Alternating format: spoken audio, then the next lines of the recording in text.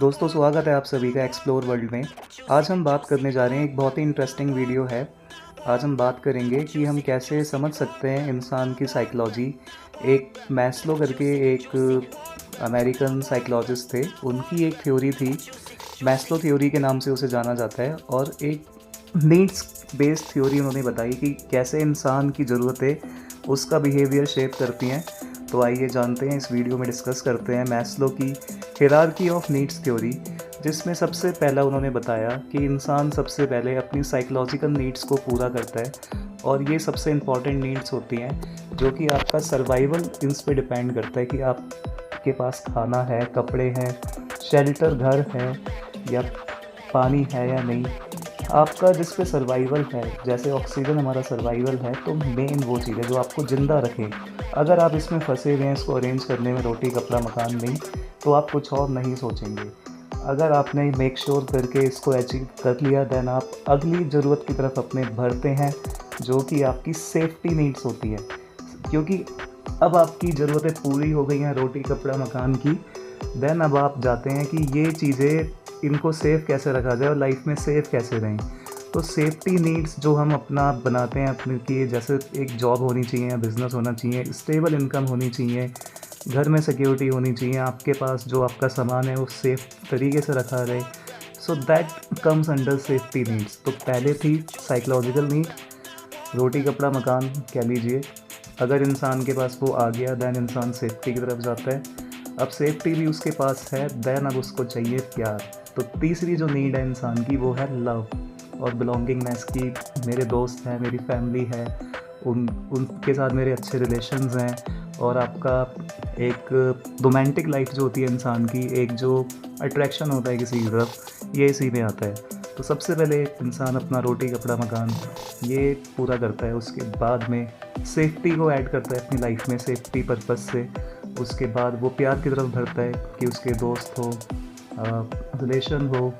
जब उसको ये भी मिल जाता है, ये तीनों चीज़ें जब इंसान को मिल जाती हैं, उसके बाद जो चौथी उसकी नीड आती है, वो आती है सेल्फ़ एस्टीम की। सेल्फ़ एस्टीम की, भाई मैं भी कुछ हूँ, मेरी इज्जत हो सोसाइटी में, या मेरे काम से सोसाइटी में मतलब कंट्रीब्यूट करना चाहता है इंसान कि मेरे को लोग रिकॉग्नाइज़ करें, मेरे काम को रिकॉग्नाइज़ करें और मुझे सम्मान दें।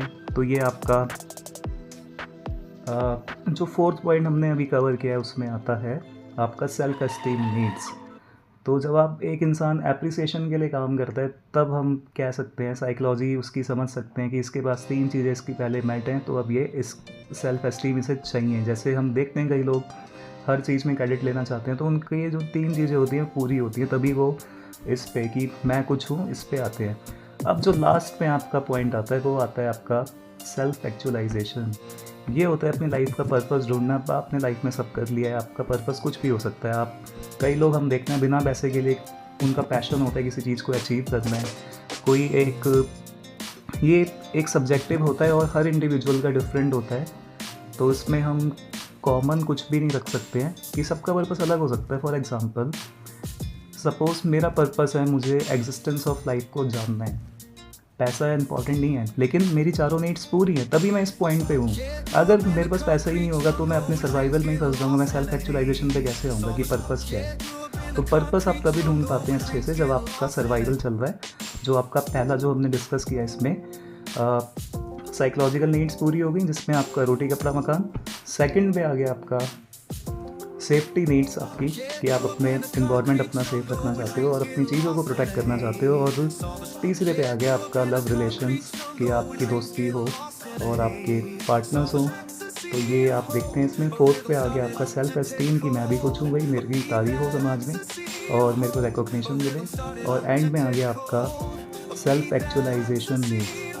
जैसे सपोज़ कि मेरा एक टारगेट है कि भाई मेरे को फिट रहना है। फिट रहने के लिए मैं क्या कर रहा हूँ, मैं डेली रनिंग कर रहा हूँ और मेरा टारगेट है धीरे धीरे मुझे मैराथन में जाना है, मैराथन में पार्टिसिपेट करना है।